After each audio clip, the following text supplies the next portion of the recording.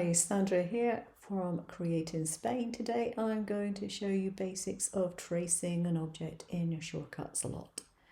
Here is the trace button at the top. It's the one that looks like a meadow and a skyline. Choose an image, and I've got one that I created in Procreate, so I'm going to open that up. On the settings that I have, it's actually given me a pretty good trace. Now you can show the source image or not, as you wish. Okay. Sometimes it makes it easier to see your cut outlines if you put it right down. You can show the nodes if you really want them, and it tells you the number of nodes. Generally speaking, I don't want to know at the moment. You can zoom in and out, and you can put some kind of edit mode on it, so you can crop the image, which you might want to do if it has a coloured background, or you can draw a mask on it. Personally, I don't do that. I'm using this to do an automated version. Why would I want to draw on it? So we have different modes. We have colour layers, so we could do it by colour. We can just go monochrome, and that's just going to put one outside line. We can use the alpha channel. The alpha channel is basically the background. So if I had a white background to this and I clicked on it, then it would automatically work out where my image was and do a line around it. Despeckling is taking tiny little bits out. And if you have a very involved image, then you might want to do that.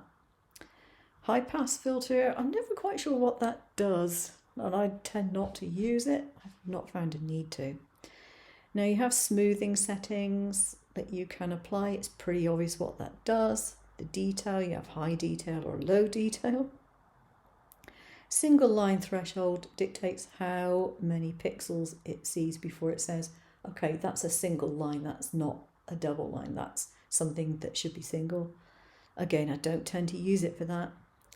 Break apart outlines. If I were doing a trace and I were tracing all the little dots and things like that, I would want to break apart the outlines. Breaking apart the outlines puts each individual traced object onto a layer of its own. Useful if you want to edit it afterwards. Blackout basically means it's going to put a line around the outside of the shape only. Add image layer, which obviously I want to do. Update my preview. I can update the preview if I have changed something. Prompt to continue tracing if I want to do more tracing. Save as SVG. Restore settings, so you can restore the factory settings. Or click OK. So I'm going to click OK, and hopefully that's going to trace my image exactly as it should. Oh, and there it has. Fancy that. Now, one of the things that I do like to do is import PNGs with a transparent background. It makes life so much easier. And although I used the trace function in this, I didn't actually need to. I will show you another way to do that. So if you're doing it as a print and cut trace, when you go over to the layer tab, you will see that there is a path and there is an image. So there's untitled artwork, and then there is a path. And if we go to the preview button, we show cut lines. If I take off the printable, you can see the cut lines on there. All right. So that is a perfectly easy print and cut.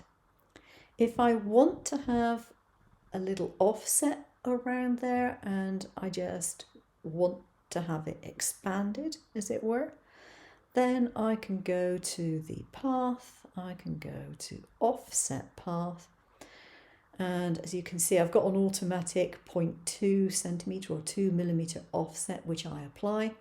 I could, if I wanted to, go for an interior offset. You might want to do that if you want to use it as an alternative to a print bleed or something of that type. So you could do an inset offset, and you could really dial this down to make it a tiny one so that it definitely didn't have any white around it. Or, as I said, you can just do what is pretty standard for a lot of card makers and things. You want a little white offset around it, and so you do that. or you can cancel it, and it will just cut around exactly where it's supposed to cut. Up to you. So that's that way of doing it. However, if I go to import SVG and I click on this artwork, because it's a PNG with a transparent background, it will do the same thing. And if we click on the preview and I click off the printable, you'll see that it has its line already there because it's recognized the outline from the PNG, and that works just as well. At the moment, I don't have any registration marks on there. So if I go to my first document page, I can put print margins on here and I can show registration marks. Now my registration marks can be moved, but you'll see here that what it does is it puts registration marks around everything which is on the page.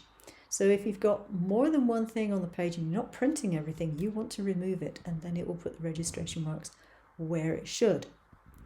If you go to the cutter settings, under the settings here, you can choose your registration mark size and whether it goes around the design or whether it goes within the print bounds or whether it goes for the page bounds. But this here is settings that are for the silver bullet.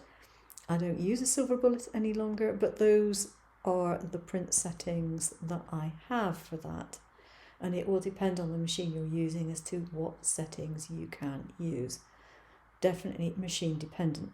I use a Brother Scan and Cut. I save my file as an SVG and I then import it into Canvas and then send it to my machine. I cannot control the machine from here. But that's the basics of the print and cut. I'll see you again soon. Take care now.